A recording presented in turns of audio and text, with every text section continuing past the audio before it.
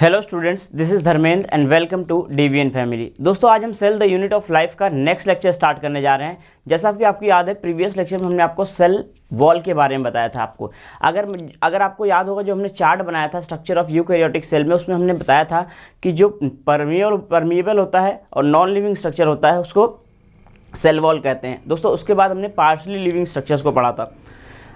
Partially living structure में मैंने आपको वैक्यूल्स के बारे में बताया था। फिर हमने लिविंग वाले स्ट्रक्चर को बताया था, जिसको हम प्रोटोप्लाज्म कहते हैं। तो दोस्तों, सबसे पहला वाला जो पार्ट था, इसको हम सेल वॉल कहते थे, जो परमिएबल होता था, नॉन लिविंग स्ट्रक्चर था, उसको हम कंप्लीट कर चुके हैं। आज हम दूसरा स्ट्रक्चर पढ़ने जा रहे हैं दोस्तों, जिसको हम वैक्यूल्स कहते हैं। मैंने आपको डिफरेंस याद होगा दोस्तों, हमने जब प्लांट और एनिमल सेल में डिफरेंस बताया था, उस डिफरेंस में हमने आपको बताया था कि जो वैक्यूल्स होते हैं वो जो ट्रू वैक्यूल्स होते हैं बेसिकली। अगर आपको जब स्ट्रक्चर याद होगा, हमने यूकैरियोट्स और प्रोकैरियोट्स का डिफरेंस बताया था, तो हमने बताया था कि जो ट्रू वैक्यूल्स होते हैं दोस्तों, ये चीज़ ध्यान रखना है, जो ट्रू वैक्यूल्स होते हैं वो सिर्फ और सिर्फ यूकैरियोटिक सेल में मिलते हैं। जो फॉल्स वैक्यूल होते हैं वो प्रोकैरियोटिक सेल में मिलते हैं। आपको याद होगा, हमने बताया था false vacuole like gas vacuole. तो सबसे पहला इंपॉर्टेंट पॉइंट जो आपको ध्यान रखना है वैक्यूल्स में, सबसे यही है कि ट्रू वैक्यूल्स कहाँ पे मिलते हैं, यूकैरियोटिक सेल में, और फॉल्स वैक्यूल्स जैसे गैस वैक्यूल कहाँ मिलते हैं, प्रोकैरियोटिक सेल में। तो first and very important points about vacuole. सबसे पहले हम हेडिंग डालते हैं दोस्तों, वैक्यूल। अगर हम वैक्यूल की बात करें तो सबसे पहला पॉइंट है दोस्तों यहाँ पे ट्रू वैक्यूल्स। तो दोस्तों ध्यान रखना, true vacuoles are found in true vacuole are found in eukaryotic. ध्यान रखना दोस्तों, यूकैरियोट्स या फिर यूकैरियोटिक सेल। तो जो ट्रू वैक्यूल्स होते हैं, true vacuoles are found in eukaryotic cells. तो यूकैरियोटिक सेल्स में दोस्तों आपको ट्रू वैक्यूल्स देखने को मिलेंगे। और जैसे कि हमने बताया कि जो फॉल्स वैक्यूल होते हैं, जैसे कि गैस वैक्यूल, वो कहाँ पे देखने को मिलते हैं, प्रोकैरियोट्स में। तो यहाँ पे लिख लेते हैं दोस्तों, false vacuole like gas vacuole found in BGA। आपको याद होगा, हमने आपको बताया था कि फॉल्स वैक्यूल कहाँ देखने को मिलते हैं दोस्तों, BGA में देखने को मिलते हैं। This is first and very important points about true vacuole. दोस्तों अब हम नेक्स्ट आपको बताते हैं, जो वैक्यूल्स होते हैं बेसिकली, ये वैक्यूल्स को हम दो पार्ट में डिवाइड कर देते हैं। वैक्यूल्स बेसिकली दो तरह के होते हैं। एक वो वैक्यूल्स होते हैं दोस्तों जो कि हमें प्लांट में मिलते हैं, उनको हम प्लांट वैक्यूल कहते हैं। और एक वो वैक्यूल होते हैं जो हमको एनिमल में मिलते हैं, उसको हम एनिमल वैक्यूल कहते हैं। ध्यान से समझते चलिएगा दोस्तों, एक एक पॉइंट्स हम आपको लिखाएंगे, लेकिन पहले आप समझिए क्या मैं समझा रहा हूँ। दूसरी इंपॉर्टेंट चीज़ की बात करें तो ये प्लांट वैक्यूल होता है दोस्तों, ये इंपॉर्टेंट है, नेसेसरी है, यानी ये मिलता ही मिलता है, इसका जो प्रेजेंस है वो नेसेसरी है। यानी प्लांट में हमेशा प्लांट वैक्यूल आपको देखने को मिलेगा। आपको याद होगा, हमने बताया था कि प्लांट का वैक्यूल जो होता है वो सिंगल होता है, लार्ज होता है, बड़ा सा वैक्यूल होता है, और ऑलमोस्ट 90% एरिया को ऑक्यूपाई करता है। जब हमने आपको प्लांट और एनिमल के डिफरेंस बताया था, तभी हमने बताया था कि जो प्लांट वैक्यूल होता है पूरा का पूरा 90% एरिया को कवर करता है। याद है आपको दोस्तों? उसके बाद हमने एनिमल सेल को पढ़ेंगे, जिसको एनिमल सेल को हमने बताया है। एनिमल सेल में वैक्यूल्स दोस्तों मिल भी सकते हैं और नहीं भी मिल सकते हैं। इसका जो प्रेजेंस है वो इसेंशियल नहीं है, यानी कि नेसेसरी नहीं है, ध्यान रखना है। और ये जो वैक्यूल्स होते हैं दोस्तों एनिमल सेल में, एनिमल में वैक्यूल मल्टीपल होते हैं, छोटे छोटे होते हैं, मल्टीपल होते हैं, साइटोप्लाज्म से स्कैटर्ड होते हैं, राइट। अब वो क्या होते हैं उसके बारे में स्टडी करेंगे। तो सबसे पहले हम प्लांट टाइप्स ऑफ वैक्यूल्स को स्टडी करते हैं। तो टाइप्स ऑफ वैक्यूल में दो तरह के वैक्यूल होते हैं, ध्यान रखना। बेसिकली हम पढ़ने जा रहे हैं टाइप्स ऑफ ट्रू वैक्यूल। दोस्तों ये दो तरह के होते हैं। टाइप्स ऑफ ट्रू वैक्यूल की बात करें तो ये दो तरह के होते हैं। एक होता है प्लांट वैक्यूल, जो कि हमें प्लांट में देखने को मिलेगा। दूसरा होता है दोस्तों एनिमल वैक्यूल, जो कि हमें एनिमल्स में देखने को मिलेगा। दिस इज़ वेरी इंपॉर्टेंट, बहुत ध्यान से समझना दोस्तों इस पॉइंट्स को। एनिमल वैक्यूल और प्लांट वैक्यूल। तो प्लांट वैक्यूल बेसिकली जो प्लांट का वैक्यूल होता है, ध्यान से सुनिएगा दोस्तों, ये जो प्लांट वैक्यूल होता है, पहली चीज़ तो मैंने बताया ये हर सेल में मिलता है। और ये जो प्लांट वैक्यूल होता है इसको हम कहते हैं सैप वैक्यूल। तो बेसिकली प्लांट वैक्यूल को हम सैप वैक्यूल के नाम से जानते हैं, सैप वैक्यूल। बहुत इंपॉर्टेंट है। तो प्लांट वैक्यूल को पहले हम प्लांट वैक्यूल को स्टडी कर लेते हैं, फिर हम आपको एनिमल वैक्यूल्स के बारे में बताएंगे। प्लांट वैक्यूल जो होते हैं दोस्तों, ये इनको हम सैप वैक्यूल कहते हैं। अगर इनकी बात करें तो इनकी प्रेजेंस जो होती है वो नेसेसरी होती है। तो यहाँ पे हम लिख लेते हैं आपको, इट्स प्रेजेंस इज नेसेसरी। हाँ दोस्तों, इनकी जो प्रेजेंस होती है वो नेसेसरी होती है, यानी ये प्लांट्स में हमेशा मिलेंगे ही मिलेंगे, राइट। एनिमल की बात करते हैं तो एनिमल वैक्यूल मिल भी सकते हैं और नहीं भी मिल सकते हैं। दूसरी इंपॉर्टेंट चीज़ बात करें तो ये सिंगल होते हैं दोस्तों, ये सिंगल होते हैं, लार्ज होते हैं, ये सिंगल होते हैं, लार्ज होते हैं और ऑलमोस्ट 90% एरिया को ऑक्यूपाइज करते हैं। तो occupies 90% area of the cell. Yes students, ये सेल के ऑलमोस्ट 90% एरिया को ऑक्यूपाई करते हैं। इनको हम कहते हैं सैप वैक्यूल, राइट। इसके बारे में हम डिटेल में स्टडी करेंगे। अब दोस्तों बेसिकली होता क्या है, ये जो सैप वैक्यूल है, सैप वैक्यूल बेसिकली दो चीज़ों से मिलकर बनता है। आपको याद होगा हमने बताया था इसकी जो कवरिंग होती है, अगर आप वैक्यूल्स को देखोगे दोस्तों यहाँ पे, तो इस तरह की जो इसकी कवरिंग होती है इसको हम कहते हैं टोनोप्लास्ट।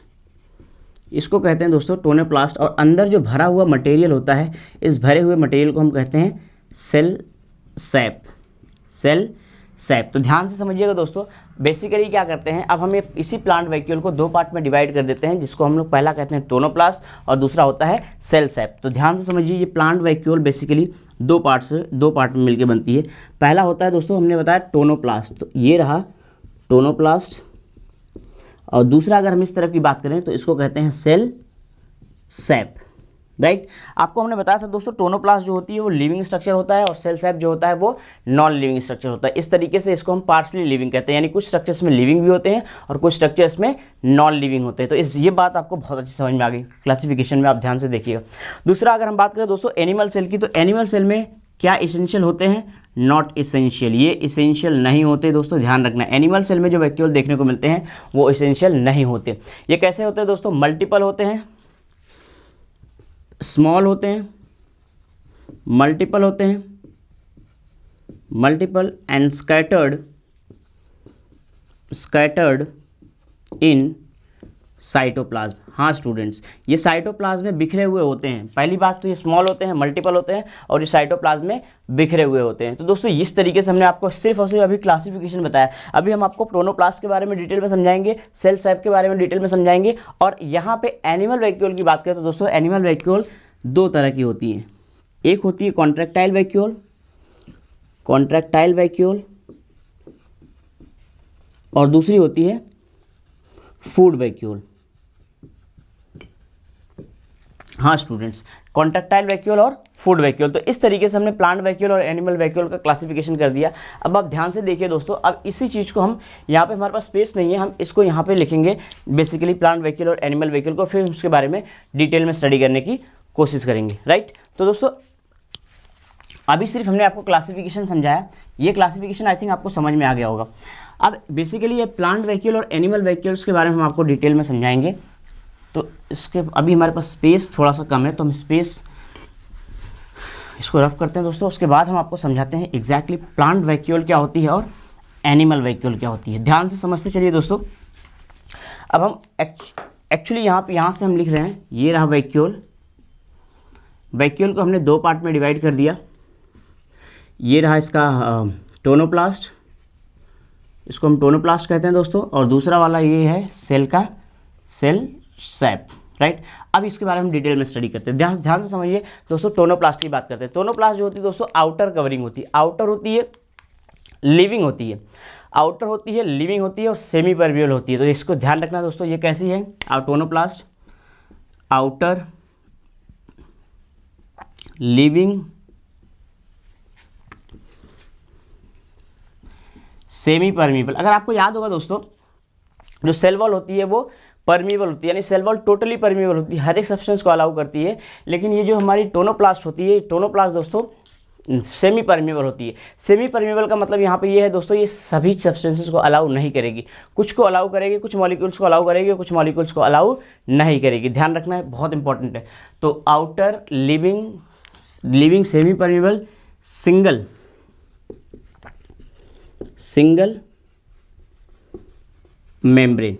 तो ध्यान रखना सिंगल मेम्ब्रेन होती है of sap vacuole, sap vacuole. तो this is very important students. ये हमने बता दिया आपको टोनोप्लास्ट एग्जैक्टली होती क्या है, टोनोप्लास्ट के बारे में बता दिया। दोस्तों अब एक चीज़ ध्यान रखना, एक्चुअली क्या होता है प्लांट में टर्जिडिटी प्रोवाइड करती है टोनोप्लास्ट। तो टोनोप्लास्ट में होता क्या है दोस्तों, जो साइटोप्लाज्म में जो बहुत सारे मॉलिक्यूल्स होते हैं वो क्या करते हैं टोनोप्लास्ट में अंदर की तरफ एंटर कर लेते हैं। टोनोप्लास्ट क्या करती है, इसको पासेज, टोनोप्लास्ट जो होती है बेसिकली, ध्यान से समझना, मैं यहाँ पर थोड़ा सा डायग्राम समझाता हूँ। ये इस तरीके के स्ट्रक्चर ऐसे, तो ये बेसिकली ये यहाँ से ये पासेज का काम करती है, यानी पासेज प्रोवाइड करती है सब्सटेंसेस के लिए। और ये ध्यान रखना अगेंस्ट कॉन्सेंट्रेशन ग्रेडियंट भी सब्सटेंसेस को अंदर ले लेती है, अगेंस्ट कॉन्सेंट्रेशन ग्रेडियंट भी सब्सटेंसेस को अंदर ले लेती है to maintain the turgidity. Plants में टर्जिडिटी बहुत इंपॉर्टेंट है दोस्तों। तो टर्जिडिटी को बनाए रखने के लिए ये क्या करती है, क्या प्रोवाइड करती है, ध्यान से समझना। It provide passes of vacuole, it provide passage, ध्यान से समझना दोस्तों, it provide passage of substances into vacuole, it provide passage of substances into vacuole, is provide passage of substances into vacuole against concentration gradient. ये भी चीज़ ध्यान रखना दोस्तों, concentration gradient के अगेंस्ट भी होता है, अगेंस्ट कॉन्सेंट्रेशन ग्रेडियंट। तो इस तरीके से टोनोप्लास्ट का जो काम होता है दोस्तों वो हमने आपको समझा दिया। अभी हम दोस्तों टोनोप्लास्ट का फंक्शन भी समझेंगे, स्टडी एग्जैक्टली क्या होता है। उसके पहले हम आपको सेल सैप के बारे में बताते हैं। दोस्तों सेल सैप क्या होता है, हमने अभी थोड़ी देर पहले आपको बताया था सेल सैप कैसा होता है, नॉन लिविंग पार्ट होता है और ऑलमोस्ट 99% इसमें वाटर होते हैं। तो ये बहुत इंपॉर्टेंट चीज़ है दोस्तों, नॉन लिविंग होती है टोनोप्लास्ट जो होती, सॉरी सेल सैप जो होती है वो नॉन लिविंग होती है और इसमें 99% वाटर होता है। तो इसमें 99.9% वाटर होता है दोस्तों। 99% वाटर के साथ साथ इसमें बहुत सारे अमाइनो एसिड्स भी होते हैं, शुगर होते हैं, वेस्ट होते हैं, एंथोसाइनिन, पिगमेंट्स वगैरह सब कुछ होता है। तो हम यहाँ पे लिख लेते हैं 99। पहली चीज़ तो 99% वाटर होता है, आपको ध्यान रखना है। दूसरी इंपॉर्टेंट चीज़, इसमें अमाइनो एसिड्स देखने को मिलेंगे, इसमें शुगर्स देखने को मिलेंगे, इसमें आपको एंथोसाइनिन के पिगमेंट्स वगैरह देखने को मिलेंगे। इसमें दोस्तों वेस्ट भी होगा, इसमें सॉल्ट्स भी होगा, इसमें दोस्तों वेस्ट भी होगा, सॉल्ट्स भी होगा और मिनरल्स वगैरह भी होते हैं। तो इस तरीके से मिनरल्स भी लिख लेते हैं, मिनरल एक्सेट्रा। तो इस तरीके से दोस्तों सेल सैप का कंपोजिशन होता है। तो हमने आपको बता दिया एग्जैक्टली सेल सैप में क्या क्या चीज़ें होती है और सेल सैप में क्या क्या चीज़ें होती है और टोनोप्लास्ट एग्जैक्टली कैसे बना होता है। अब दोस्तों हम एक इंपॉर्टेंट चीज़ और बताते हैं आपको। हमने आपको यहाँ पे बताया था, ये रहा, ये हमने प्लांट वैक्यूल के बारे में बेसिकली बताया था, ये रहा प्लांट वैक्यूल। और दूसरा आपको याद होगा दोस्तों हमने बताया था एनिमल वैक्यूल। तो अब दोस्तों एनिमल वैक्यूल्स के बारे में हम आपको समझाते हैं एग्जैक्टली, ध्यान से समझिएगा। इसको रब कर देते हैं, फिर हम आपको एनिमल वैक्यूल के बारे में बताते हैं। प्लांट वैक्यूल कंप्लीट हो गया दोस्तों, अब ध्यान से समझते चलिए।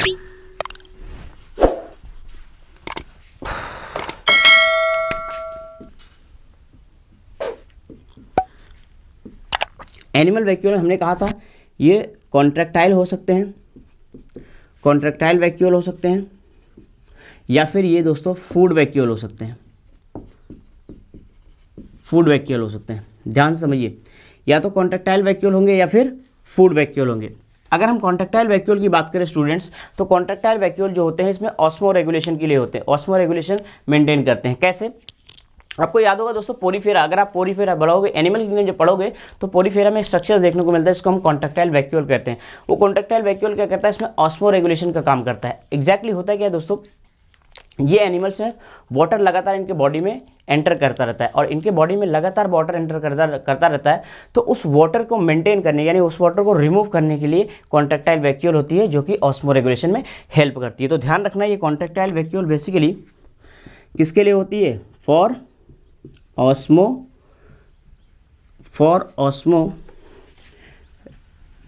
रेगुलेशन, या स्टूडेंट्स, ये ऑस्मो रेगुलेशन के लिए होती है इसमें कॉन्ट्रैक्टाइल वैक्यूल। और इस कॉन्ट्रैक्टाइल वैक्यूल्स जो कॉन्ट्रैक्टाइल वैक्यूल देखने को मिलती है कहाँ कहाँ देखने को मिलती है, इसके कुछ एग्जांपल्स हैं, ध्यान से समझिए। यूग्लिनॉइड्स में देखने को मिलती है, फ्रेश वाटर प्रोटोजोआ में देखने को मिलेगी, या फिर पोरीफेरा में देखने को मिलेगी। तो दोस्तों ये कहाँ देखने को मिलेगी, यूग्लिनॉइड्स में देखने को मिलेगी, फ्रेश वाटर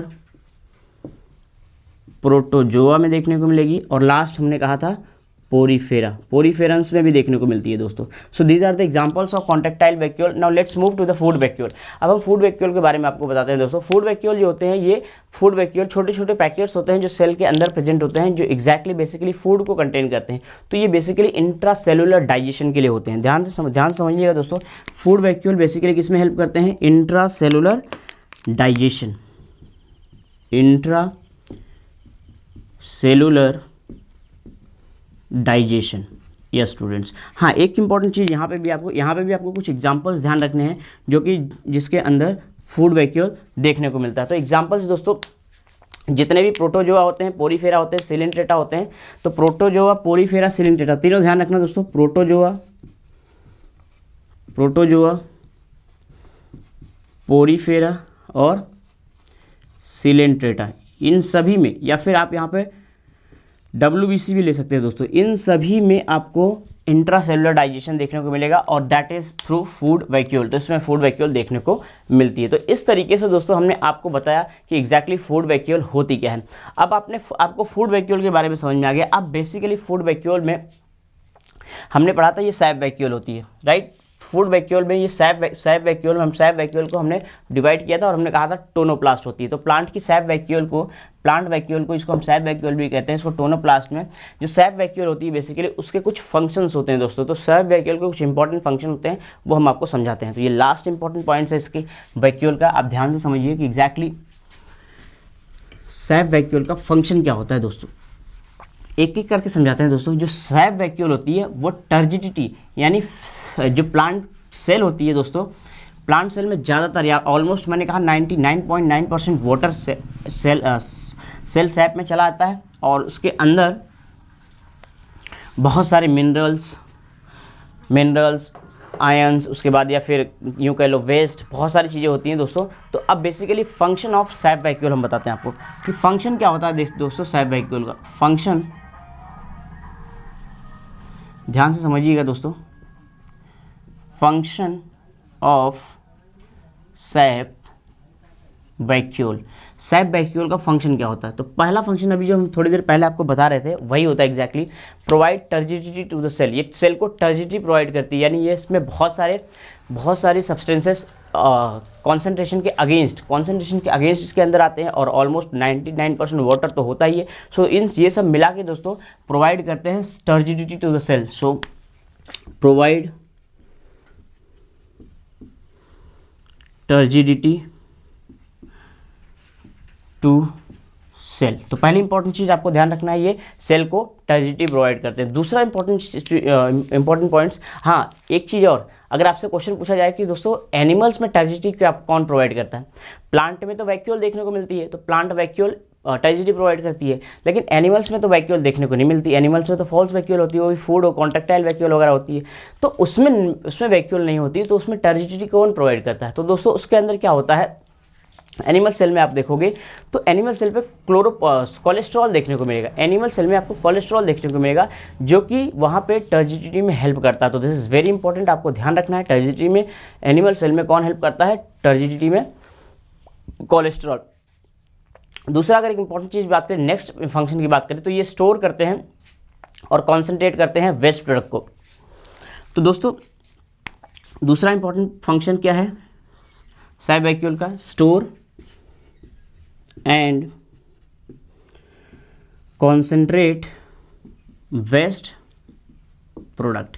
ये वेस्ट प्रोडक्ट को दोस्तों स्टोर करते हैं और उनको कॉन्सेंट्रेट भी करते हैं। तीसरा इंपॉर्टेंट फंक्शन पढ़ने जा रहे हैं, फंक्शन पढ़ने जा रहे हैं सैप वैक्यूल का। तीसरा फंक्शन क्या होता है दोस्तों, ये कलरेशन प्रोवाइड करते हैं फ्लावर्स को। आपको याद होगा अभी थोड़ी देर पहले हमने जो हमने सेल सैप लिखा था उसमें हमने कहा था इसमें एंथोसाइनिन देखने को मिलता है। यही एंथोसाइनिन दोस्तों कलर प्रोवाइड करता है किसको, फ्लावर को। तो प्रोवाइड कलरेशन टू फ्लावर। तो ध्यान रखना तीसरा इंपॉर्टेंट है, provide colouration to flower. Students आप बताओ, आप फ्लावर को कलर तो प्रोवाइड करता है, लेकिन क्यों प्रोवाइड करता है? ड्यू टू एंथोसाइनिन, जो कि हमारे आपको बताया था थोड़ी देर पहले, due to anthocyanin, right.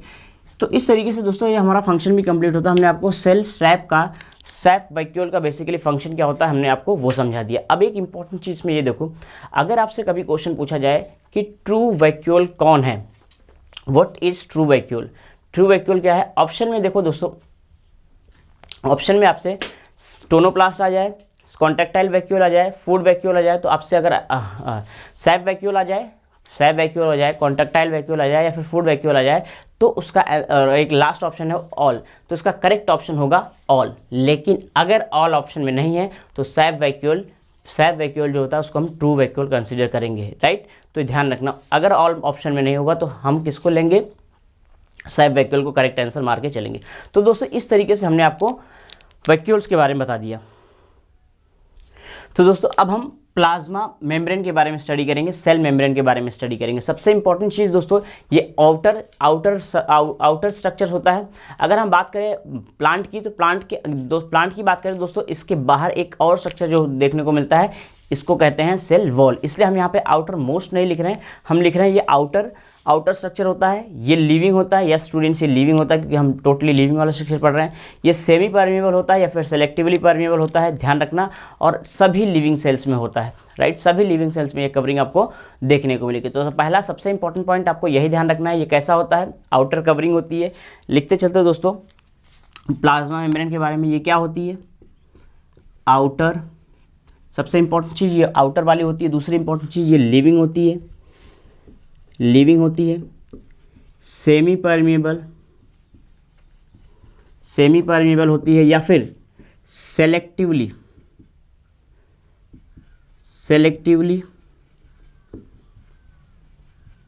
Permeable. हाँ स्टूडेंट्स, ये सेमी परमेबल होती है या फिर सेलेक्टिवली परमेबल होती है, यानी ये सभी सब्सटेंसेस को अलाउ नहीं करती, कुछ सब्सटेंसेस को अलाउ करती हैं, कुछ सब्सटेंसेस को अलाउ नहीं करती हैं।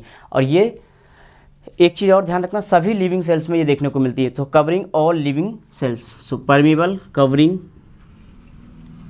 All living cells, right student. तो ये सभी लिविंग सेल्स में देखने को मिलती है। सबसे इंपॉर्टेंट चीज़ हमको ये पता होना चाहिए। दूसरी चीज़ के डिस्कवरी से रिलेटेड, आपको याद होगा जब हमने आपको सेल थियरी बताया था तो हमने दो साइंटिस्ट का नाम बताया था, एक स्लेडन और एक सॉन, 1838 और 1839, जिन्होंने कंबाइनली एक थियरी दी थी, इसका नाम था सेल थियरी। उसी सेल थियरी में जो सॉन साइंटिस्ट थे दोस्तों, जो 1838 में स्लेडन और सॉन, तो सॉन ने ही बेसिकली डिस्कवरी की थी प्लाज्मा मेम्ब्रेन की। सो डिस्कवर्ड बाय, ध्यान रखना साइंटिस्ट का नाम है sworn, discovered by sworn. So students, इसकी डिस्कवरी कौन किया था? स्वॉन ने किया था। अब एक और इंपॉर्टेंट चीज़ स्टडी करते हैं दोस्तों, जो टर्म सेल मेम्ब्रेन है, डिस्कवरी तो स्वॉन ने किया था, लेकिन जो टर्म सेल मेम्ब्रेन है उसको दो साइंटिस्ट ने मिलकर दिया था, नगेली और ग्रामर ने, 1855 में। तो टर्म सेल मेम्ब्रेन दो साइंटिस्ट ने मिलकर दिया था दोस्तों, एक थे नगेली और एक and grammar, 1855। This is very important दोस्तों। ये कुछ फैक्ट्स हैं जो हमको बता रहे हैं, जो आपको हम बता रहे हैं, जिसको आपको पता होना चाहिए। पहली इंपॉर्टेंट चीज़, सेल जो होती है यानी प्लाज्मा मेम्ब्रेन जो होती है, उसको प्लाज्मा मेम्ब्रेन टर्म किसने दिया था, सेल मेम्ब्रेन टर्म किसने दिया था। और दूसरा हमने बताया था, अब एक इंपॉर्टेंट दूसरा हमने बताया था सेल मेम्ब्रेन टर्म किसने। दोस्तों अब हमको बताने जा रहे हैं जो टर्म प्लाज्मा मेम्ब्रेन होता है। प्लाज्मा मेम्ब्रेन को एक साइंटिस्ट थे दोस्तों, जिनका नाम था जेक्यू प्लॉ, उन्होंने दिया था, जेक्यू प्लॉ ने दिया था। याद रखना, इसमें ईयर भी दोस्तों पूछा जा सकता है, तो अगर ईयर भी आपको याद है तो वेल एंड गुड, 1931 में दिया था इन्होंने। ये इन्होंने बताया था 1855 में, इन्होंने बताया 1938। अगर इसको याद रखना है तो इन्होंने 1838 कहा था, राइट। तो ये कुछ टर्म्स हैं जो आपको ध्यान रखना है, राइट। अब हम आपको बताते हैं इसका नेचर। दोस्तों पहले ऐसा माना जाता था कि ये जो प्लाज्मा मेम्ब्रेन है लाइपोप्रोटीनेशियस नेचर की होती है। लाइपोप्रोटीनेशियस नेचर का मतलब होता है लिपिड और प्रोटीन की बनी हुई होती है। दोस्तों ऐसा कहा जाता था ऑलमोस्ट लिपिड जो होता है 48% होता है और प्रोटीन जो होता है 52% होता है। तो लाइपोप्रोटीनेशियस नेचर की होती है। तो पहली इंपॉर्टेंट चीज़ ये कैसी बनी हुई होती है, किसकी बनी हुई होती है, ये लिख लेते हैं, लाइपोप्रोटीनेशियस नेचर होता है। दोस्तों इसका नेचर लाइपोप्रोटीनेशियस होता है। लिपिड जो होता है इसमें 48% होता है एंड का अगर हम बात करें प्रोटीन्स की दोस्तों तो ये 52% होता है। तो प्रोटीन 52% होता है और लिपिड जो होता है दोस्तों 48% देखने को मिलता है। स्टूडेंट आगे चल के क्या हुआ, अगर हम आपको बताएं एक वर्ड होता है ग्लाइकोकैलिक्स। अभी हम आपको समझाएंगे। जब हमने आपको ग्लाइकोकैलिक्स बताया भी था, जब हम कंपैरिजन कर रहे थे प्रोकैरियोटिक सेल और यूकैरियोटिक सेल, तो हमने ग्लाइकोकैलिक्स के बारे में बताया था। हमने बताया था जो ग्लाइकोकैलिक्स होते हैं वो प्रोकैरियोट्स में पॉलीसैकेराइड्स के बने होते हैं और यूकैरियोट्स में ऑलिगोसैकेराइड्स के बने होते हैं। तो दोस्तों इसके चारों तरफ दोस्तों कार्बोहाइड्रेट देखने को मिलते हैं और कार्बोहाइड्रेट बेसिकली जो होते हैं, अगर हम बात करें ऑलिगोसैकेराइड शुगर्स होती हैं। तो ऑलिगोसैकेराइड शुगर जो होती है दोस्तों सेल कोट का फॉर्मेशन करती है। सेल कोट का फॉर्मेशन करती है आउटसाइड द सेल। तो सेल के बाहर एक कोट का फॉर्मेशन होता है दोस्तों, सेल का बाहर एक कोट का फॉर्मेशन होता है जो कि ग्लाइकोकैलिक्स कहते हैं। तो ग्लाइकोकैलिक्स दोस्तों एक ऑलिगोसैकेराइड्स की शुगर होती है। ध्यान से समझना, ग्लाइकोकैलिक्स आप समझ लो क्या होता है एग्जैक्टली।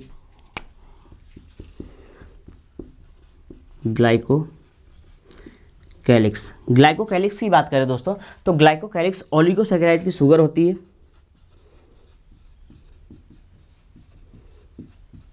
ऑलिगोसैकेराइड शुगर, ग्लाइकोकैलिक्स जो होती है वो ऑलिगोसैकेराइड की शुगर होती है। ध्यान रखना ऑलिगोसैकेराइड शुगर होती है स्टूडेंट्स, और ये फॉर्म करती है सेल का coat. So form cell coat. तो सेल के कोट का फॉर्मेशन करती है ग्लाइकोकैलिक्स। कहाँ फॉर्मती है? Outer surface of the cell membrane, cell membrane के बाहर। तो ये form cell coat outer surface of cell membrane. या स्टूडेंट सेल मेम्ब्रेन के बाहर की तरफ फॉर्मेशन होता है ग्लाइकोकैलिक्स का। तो ग्लाइकोकैलिक्स ध्यान रखना दोस्तों। हाँ एक इंपॉर्टेंट चीज़, ग्लाइकोकैलिक्स के कुछ इंपॉर्टेंट फंक्शंस होते हैं जो हमने आपको बताया था पहले भी, लेकिन यहाँ पे भी हम वो फंक्शंस लिख देते हैं दोस्तों। क्या होते हैं एग्जैक्टली फंक्शंस जो होते हैं ग्लाइकोकैलिक्स के एग्जैक्टली होते क्या है, देखो इसके फंक्शंस की बात करते हैं। फंक्शंस, इसी के फंक्शन की बात कर रहे हैं दोस्तों। आपको याद होगा हमने आपको बताया था कि ऑलिगोसैकेराइड्स जो होते हैं, शुगर जो होते हैं ग्लाइकोकैलिक्स में, इनका अरेंजमेंट अलग अलग होता है। यानी हर सेल में इनका अरेंजमेंट अलग अलग होता है। हर सेल का अरेंजमेंट अलग अलग होता है। इसका मतलब हर सेल के अगर अरेंजमेंट को हम देख लें तो हर सेल को हम आइडेंटिफाई कर सकते हैं। यस स्टूडेंट्स, हर सेल को हम आइडेंटिफाई कर सकते हैं। इसका मतलब ये सेल के आइडेंटिफिकेशन में हेल्प करते हैं। तो पहला बेसिक इंपॉर्टेंट इनका जो फंक्शन है वो है सेल आइडेंटिफिकेशन।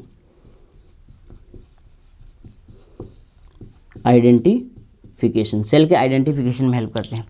दूसरा इंपॉर्टेंट फंक्शन की बात करें दोस्तों, ये स्लाइमी लेयर होती है, चिपचिपी सी लेयर होती है, इसलिए ये सेल के अटैचमेंट में भी हेल्प करती है। तो दूसरा इंपॉर्टेंट फंक्शन है सेल अटैचमेंट। सो स्टूडेंट्स हमने आपको बता दिया बेसिकली प्लाज्मा मेम्ब्रेन के बारे में कुछ इंपॉर्टेंट फैक्ट्स बता दिए आपको, ग्लाइकोकैलिक्स बता दिया, ग्लाइकोकैलिक्स का फंक्शन बता दिया, लाइपोप्रोटीनेशियस नेचर बता दिया आपको। एक और इंपॉर्टेंट बात, जब हमने ये देखा ग्लाइकोकैलिक्स देखा गया तब ये पता चला कि जो कंपोजिशन होता है सेल मेम्ब्रेन का, एग्जैक्टली कंपोजिशन जो होता है उसमें कुछ कार्बोहाइड्रेट भी देखने को मिलते हैं। तो यहाँ पे हम आपको बेसिकली लास्ट पॉइंट यहाँ पे एक और लिखते हैं, composition of cell membrane. Cell membrane की बेसिकली एग्जैक्टली कंपोजिशन क्या होता है यहाँ पे आपको नहीं दिखेगा, हम ऊपर की तरफ लिखते हैं, इसको रब कर देते हैं, हो सकता है नीचे ना दिखे, सो डोंट वरी, मैं ऊपर लिख देता हूँ। इस पॉइंट्स को हम ऊपर लिख देते हैं, कंपोजिशन ऑफ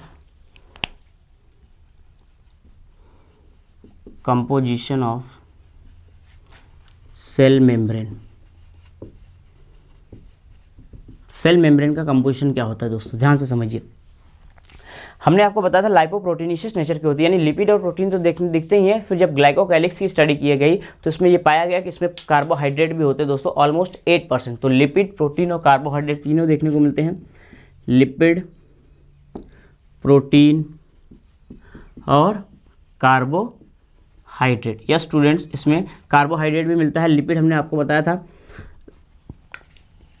कार्बोहाइड्रेट बेसिकली इसमें कितने परसेंट देखने को मिलता है दोस्तों? 8%।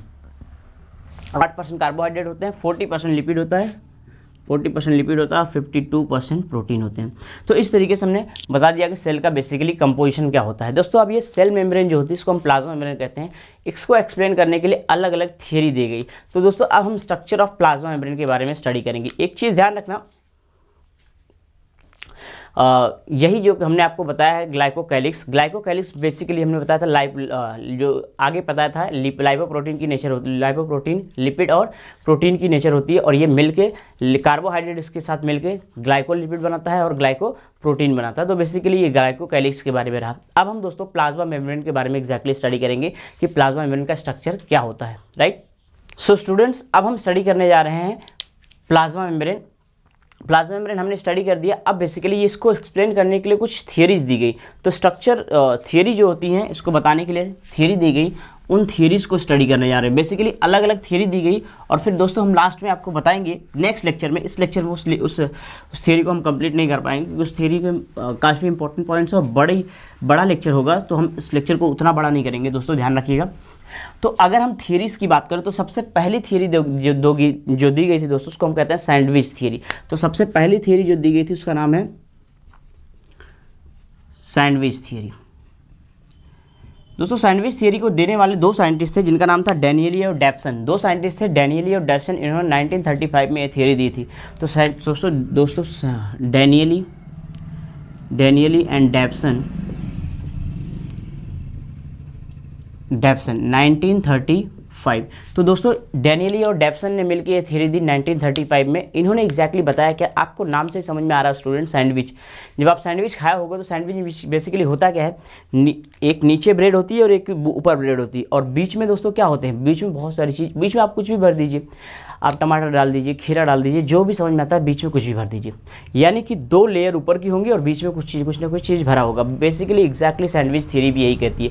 सैंडविच थ्योरी क्या कहती है दोस्तों? सैंडविच थ्योरी कहती है कि नीचे एक प्रोटीन की लेयर होती है, ऊपर एक प्रोटीन की लेयर होती है, और बीच में लिपिड की दो लेयर होती है। इस तरीके जो स्ट्रक्चर बनता है वो ही बेसिकली प्लाज्मा मेम्ब्रेन का स्ट्रक्चर होता है। तो इन्होंने डैनियल डेप्सन ने क्या बताया था, एक बाइलेयर होती है जो कि लिपिड की होती है, और वो सैंडविच हो जाती है किसमें, दो प्रोटीन लेयर के बीच में। ध्यान रखना दोस्तों, ये आगे समझते हैं, ध्यान से समझिए। तो पहला इंपॉर्टेंट पॉइंट हम लिखते हैं इसमें, बाइलेयर ऑफ लिपिड। लिपिड की बाइलेयर किसमें सैंडविच होती है दोस्तों? Bilayer of lipid sandwich between two protein layer. तो किसमें सैंडविच होती है? सैंडविच बिटवीन, तो शॉर्ट फॉर्म में बिटवीन को इस तरीके से लिखिएगा, बिटवीन टू प्रोटीन लेयर। सो दोस्तों दो प्रोटीन लेयर के बीच में लिपिड की बाइलेयर सैंडविच होती है। कैसे होती है उसको हम आपको यहाँ पे स्ट्रक्चर के थ्रू बनाने की कोशिश करते हैं, ध्यान से समझिए। ये सपोज करिए एक प्रोटीन की लेयर है इस तरीके से, और ये एक प्रोटीन की लेयर है इस तरीके से, ये एक प्रोटीन की लेयर है, राइट दोस्तों। अब ये हो गई प्रोटीन की लेयर, यहाँ पे हम लिख देते हैं, ये प्रोटीन की लेयर हो गई, ये भी प्रोटीन की लेयर हो गई। इस प्रोटीन के लेयर के बीच में स्टूडेंट ध्यान से देखिएगा, इस प्रोटीन के लेयर के बीच में इस तरीके से ऐसे लिपिड की दो लेयर होती है। तो एक लेयर लिपिड की ऐसे ऊपर होती है इस तरीके से, और एक लेयर दोस्तों लिपिड की ऐसे नीचे होती है इस तरीके से, इस तरीके से। तो ये जो है बेसिकली ये स्टूडेंट्स क्या है, लिपिड। तो ये लिपिड की बाइलेयर हो गई। ध्यान से समझिएगा स्टूडेंट्स, क्या बताया था डैनियल डेप्सन ने बताया था कि ये लिपिड होती है, प्रोटीन लिपिड प्रोटीन, यानी कि सबसे ऊपर आपको प्रोटीन देखने को मिलेगा स्टूडेंट्स, फिर आपको लिपिड देखने को मिलेगा, फिर आपको लिपिड देखने को मिलेगा, फिर आपको प्रोटीन देखने को मिलेगा। इस तरीके से इसका अरेंजमेंट होता है सैंडविच थियरी का। अब दोस्तों यहाँ पे अगर हम इसके स्टूडेंट्स इसके डायमीटर की बात करें तो सबसे देखिएगा ये 20, ये जो होता है इसको बताया था इन्होंने 20 एंगस्ट्रॉन्ग होता है। अगर इसकी बात करें तो इसको बताया था उन्होंने सॉरी थिकनेस जो होती है, हाँ एग्जैक्टली मैंने डायमीटर कह दिया था, डोंट वरी अबाउट। ये थिकनेस की बात करें तो ये जो थिकनेस होता है दोस्तों, ये 20 एंगस्ट्रॉम होता है। ये थिकनेस जो होती है ये भी 20 एंगस्ट्रॉम होती है, और ये थिकनेस जो होती है दोस्तों ये होती है 35 एंगस्ट्रॉम। यानी कि बायोलिपिड की जो थिकनेस होती है 35 एंगस्ट्रॉम होती है, और ये जो थिकनेस होती है 20 एंगस्ट्रॉम होती है। इस तरीके से अगर आपसे कभी पूछा जाए कि टोटल थिकनेस क्या होता है प्लाज्मा मेम्ब्रेन का, दोस्तों प्लाज्मा मेम्ब्रेन का टोटल थिकनेस होता है, थिकनेस ऑफ प्लाज्मा मेम्ब्रेन कितना होगा दोस्तों students, 20 plus 35 is equals to 75 angstrom. Yes students, 75 angstrom जो होता है प्लाज्मा मेम्ब्रेन का थिकनेस होता है। तो इस तरीके से स्ट्रक्चर्स को बताया था सैंडविच थ्योरी में डैनियली और डेफसन ने। आगे चल के दोस्तों एक साइंटिस्ट आए जिनका नाम था रॉबर्टसन। रॉबर्टसन ने एक और थ्योरी दी, इसका नाम था यूनिट मेम्ब्रेन या फिर ट्राई लैमिलर मॉडल। बेसिकली यही जो थ्योरी थी, इसी थ्योरी को उन्होंने मॉडिफाई किया, कुछ सालों बाद इसी थ्योरी को उन्होंने मॉडिफाई किया, और एग्जैक्टली क्या बताया यहीं पे हम लिख लेते हैं उसके बारे में। बेसिकली उसका नाम था यूनिट मेम्ब्रेन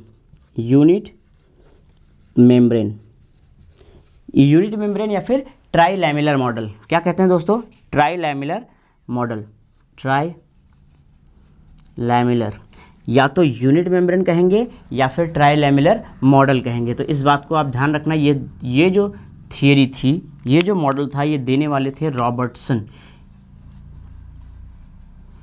ये साइंटिस्ट थे रॉबर्टसन। तो रॉबर्टसन ने यूनिट मेम्ब्रेन मॉडल दिया, यूनिट मेम्ब्रेन मॉडल दिया या फिर ट्राई लैमिलर मॉडल दिया। ट्राई लैमिलर मॉडल का मतलब एक लेयर ये, दूसरी लेयर ये, तीसरी लेयर ये, यानी एग्जैक्टली इसमें 3 लेयर होती है।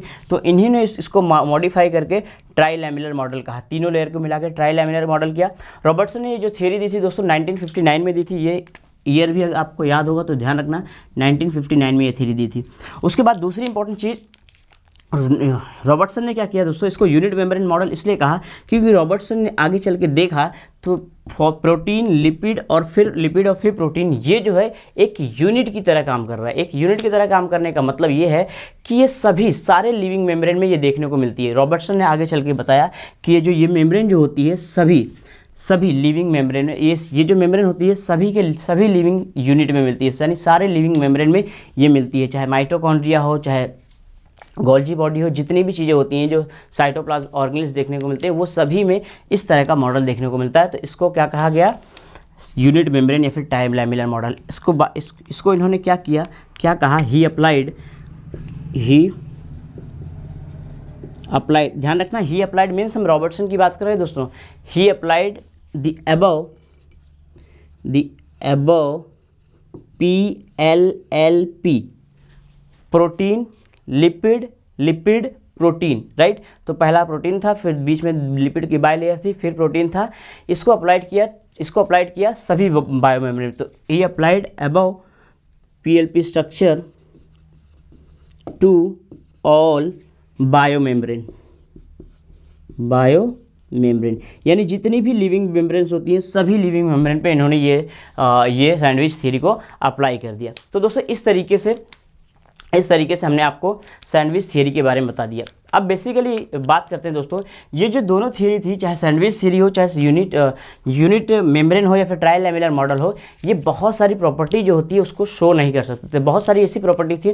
पहली इंपॉर्टेंट चीज़ आपको बताते हैं, जिन्होंने इसमें बताया था कि ये रिजिड होती है। दोस्तों अगर रिजिड है तो क्या सेल ग्रोथ कर पाएगी, क्या सेल डिवीजन हो पाएगा, नहीं हो पाएगा। क्या एंडोसाइटोसिस शो करेगी सेल, बिल्कुल नहीं करेगी। आगे हम चल के आपको बताएंगे कि एंडोसाइटोसिस क्या होता है और एक्सोसाइटोसिस क्या होता है। यानी सेल जो होती है वो फ्लेक्सिबल होनी चाहिए, मेम्ब्रेन फ्लेक्सिबल होनी चाहिए। इन्होंने ऐसा कुछ भी मेंशन नहीं किया था जिससे ये पता चले कि ये मेम्ब्रेन जो होती है फ्लेक्सिबल होती है, यानी कि वो ये सब चीज़ें शो करती है। अगर फ्लेक्सिबल नहीं है दोस्तों इसका मतलब रिजिड है, और रिजिड है तो ग्रोथ भी नहीं कर पाएगी, और जो मेम्ब्रेन है ग्रोथ नहीं कर पाएगी, और ये एंडोसाइटोसिस वगैरह भी नहीं कर पाएगी। तो इस तरीके से ये थ्योरी को बाद में चल के रिजेक्ट कर दिया गया। इसके बाद दोस्तों फ्लूइड मोज़ेक मॉडल दिया गया।